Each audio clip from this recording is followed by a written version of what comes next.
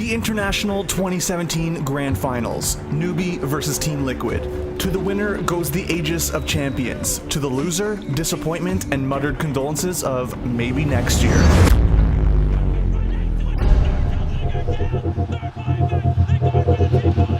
For Amir Miracle Al-Bakari, that disappointment is all too real. At this time last year, he had already been eliminated from the International. The Filipinos have eliminated RG! His chance at being the best in the world was cut short by an upset that no one could have predicted. TNC, a team that barely scraped by, was in the loser bracket. All of a sudden, they 2-0 them very definitively. And we thought they had the better draft, but I just thought OG would be able to pull it out. But this time, things are different. Miracle has lost, learned, and with a new team by his side, has another shot at greatness. Miracle's journey to the International's Grand Finals was one that took him through the highs of wins in 2 majors and the crushing lows of defeat at TI6. But before all of that, there was a time when Miracle had no idea that Dota even had a pro scene. Even when I asked him, like, did you watch TI 1, 2, 3? He's like, nope, never heard of it. In fact, Miracle didn't start playing because he one day dreamed of hoisting the Aegis. No, our story starts in a net cafe in Jordan with one simple thing: a guy who loved Dota. When he was young, Amir was like most kids his age. He played soccer in the streets and spent much of his time out of the house with his friends. One day, he became curious about his older brother's interest and wanted to join them on their lengthy trips to the local net cafes. He started convincing my mama, I want to go with my brothers, I want to see what they do there. We start taking him with us, and he started learning, watching. Only around 12 years old, Amir quickly got hooked on Dota 1, and his skills grew. The local scene dubbed him Miracle Boy. That moniker, later shortened to just Miracle, stuck. Even after the release of Dota 2, Miracle primarily played for fun, solo laddering with intense focus. Oblivious to Dota's rapidly growing pro scene, Miracle's skill increased with time, but he was still just a pub player who enjoyed the casual aspects of Dota.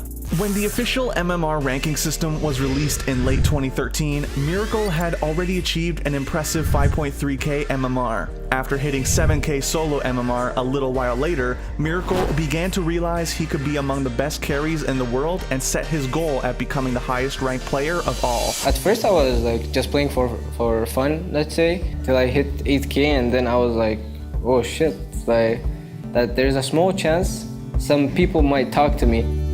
In-game, his reputation as a serious pub star was spreading, especially after he became only the second player to hit 8k MMR behind Aliwi Wiha Omar. Miracle hoped that a professional team would contact him. He was ready to prove that he was more than just a pub star. He had a very brief stint on a smaller team known as the Balkan Bears, but his big chance truly came when Johan No-Tail Sunstein added him on Skype. At first I actually thought it's like a fake account, and I wasn't really responding, but then I was like, all right, I'm gonna talk to him, and it was him, and I talked to him on Skype. And Miracle went from pub star to playing alongside some of Dota's most respected talent as a founding member of OG overnight. With veterans like No-Tail and Tao Fly Isaac leading him, Miracle took his first significant steps into the professional scene. Though he might have been ignorant of Dota 2's competitive legacy, Miracle wasted no time in making his own mark on the scene.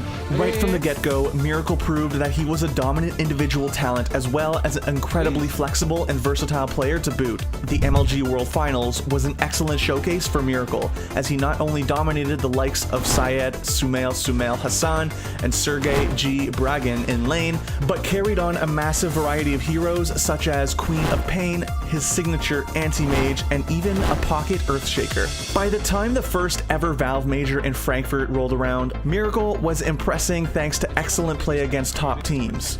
Although OG were largely viewed as a dark horse going into the event, people were excited to see if Miracle would continue to perform on a massive stage. Doesn't have the Manta either. Blink some cooldown, the Manta's also not available, and he gets hacked out of the MKB reveal. Miracle, he just got that MKB, and he puts it right to work. The tournament started off on the wrong foot. But as the pressure mounted, OG delivered, going on one of the most ridiculous lower bracket runs in Dota 2 history to claim the title. It's too much damage. OG have got it. They've got the TG out from Secret. OG, they fight all the way through the lower bracket and will be claimed the champions of the first ever Dota 2 major live here in Frankfurt.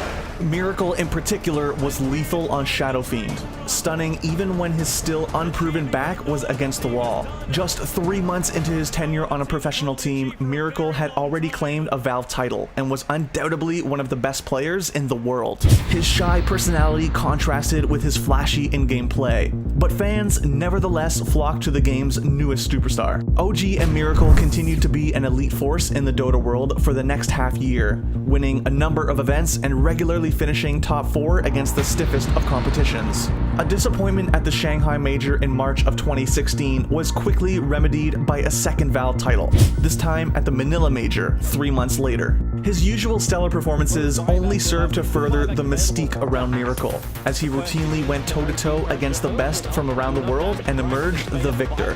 His Invoker became a thing of legend, and questions as to whether or not Miracle was only a pub star were nothing more than a distant memory. But do you see your Miracle's network? Yeah, he's a one-man army. I tell you, he's a one-man army. Technically, he's got the power of magic on his side. There's Faceless Void. Does he want to commit the Chronosphere at the moment? There goes your Moonlight Shadow. They're trying to get Faceless Void out there, but the Sentry Ward down, and the Gem of Truth side also being lost. But even as his professional career was taking off, one thing had all still remained the same. Miracle played Dota with a nearly unmatched dedication, grinding away in game after game, day in and day out. His level of focus is something uncomparable to any player I've ever seen. I've seen a lot of players grow and become excellent at the game, but when he looks at the screen while he plays, it's as if he's in the game, as if he's in the battlefield. In the months following the Shanghai Major, he famously became involved in a race to 9K MMR with Artur Artizi Babayev, Evil Genius's star player. Then on May 11th, 2016, from the practice rooms at the Epicenter 2016 LAN, Miracle made history. Fuck yeah! With the 9K player leading the charge to stellar results in the months before TI6, OG was touted as a clear favorite to win it all. It was the next step for Miracle, and a win at TI would take his already grown reputation to the next level. Arabia's gone! Is this it? Has TNC done the impossible? Two-time major winners, you are gone! The Filipinos have eliminated OG! TNC have done it! The dream, the reality! The loss was a crushing blow to Miracle, and a miserable way to cap off his otherwise brilliant first year of competitive play. While he had already come so far and achieved so much, bombing out at TI put a metaphorical asterisk on his career. In fact, it was clearly one of Miracle's worst performances ever. I want to know what kind of wizard you are that has figured out that OG would just go from winning Frankfurt Major and Manila Major and doing pretty well in the group stage, like they look like a really strong team, and then just boom, boom, out. What? The result called for a change, and on September 16th, 2016, Miracle joined Team Liquid. While Liquid started slow, posting mixed results for the rest of the year, it turned out to be a perfect move for Miracle. Once Maroon G8's Murhay was added to the squad prior to Dream League Season 6, Miracle was surrounded by a group of tremendously talented players, which took some of the burden to carry off his shoulders. Sorry, Miracle, he's taken over. You were the Wonder Boy, but we got a new one now. GH and Lasse Matamaman Urpalainen would join Miracle in the ranks of the 9K MMR club. And with Kuro Kuroki Salahi Takansomi's savvy drafting making full use of Miracle's incredibly deep hero pool, Team Liquid had everything they needed to start winning big tournaments. Needless to say, Liquid's run up to TI7 reflected their tremendous potential. While their results at DAC 2017 and the Kiev Major were disappointing, Liquid still entered TI7 as favorites to win it all. But the fans were still worried. Damn, I want to say Liquid so bad, but they fucking dropped the ball at so many TIs. That's okay, you can pick them if you want. Screw it. I'm gonna go Team Liquid. Come on, boys. Okay. Would Miracle choke under the pressure once again? Could he shake the ghosts of TI6 out of his mind and play at the level he was capable of when the chips were down? Thankfully, the answer was yes. That's the one they have to get. The fortress is still fortified. No one will fall down. Buybacks have to be committed. You've still got another 3k life on that Ancient. That's Miracle. They're holding. They're doing it. Randy, he's gone as well. Solo. Oh my lord. No one's BKB. Tries to protect him, but this could be the dieback. This could be the huge moment. If Bloodseeker dies right now, it could be over. 4 heroes lost from Virtus Pro. They thought they had it, and yeah, 103 minutes. Team Liquid. It has been a marathon, but they will take game 1. With a tournament high 21 unique heroes played and some absolutely stellar games, Miracle answered those questions once and for all. We've seen teams down 0-1, teams that go from winners to lowers and fall apart under the pressure. Miracle has done the exact opposite. Liquid, who looked shaky after a winner's bracket loss to Invictus Gaming, were an unstoppable freight train by the tournament's end. And finally, it was time. Miracle was about to play for the Aegis of Champions. New B versus Team Liquid Grand Finals. Liquid have to come from the south. The Hex is out already. Miracle spinning inside the pit. Roshan's down low. The back wall is nice. The Master pours it down too, but the anchor is left. And Lynch ulting. It's huge. 3 down for Newbie. They need to be able to survive the BKB to allow Mugi to survive with Miracle. Killing off Roshan, taking the agency more. The Master wants doing diddly squat at the moment. Even the sight. Heavy damage into Mugi on the retreat. The Burrow Strike not hitting the money. Kaka has to retreat back out again. The Plague Wall's making it difficult for Liquid just to get out of this scot-free. But now the Fusible out from Miracle, catching up Mugi. Ending the dominating streak. And watch that Aegis of the Immortal. They jump in. The horse on from KP. Catching 2. Aegis still there for the fang. Epicenter is doing its work. The Juggernaut, he's dying. The Aegis Immortal in time down a fraction of a second before. Miracle's gone. The side will get a revenge. KP will fall. Kuro tries to end the trees, but the exorcism from SCC, they're having the damage output to do it. 3 heroes gone from Team Liquid. The reaction time was all about Miracle. The Burrow Strike from Kaka. It'll connect. Follow-up vision for KP. He'll get the son of the Master Force in the middle of the field. Darts here. Coded up. Miracle. The Echo is left there from GH on the Omni side. And damage output 2 big. With the side. SCC is gone for 2 minutes. The Lich Chamber bouncing back down. Kaka trying to hide himself, but right now it's all Liquid. They have taken down 4. He'll get the buyback from the Venom as the GH for the pause up. He won't even die for this.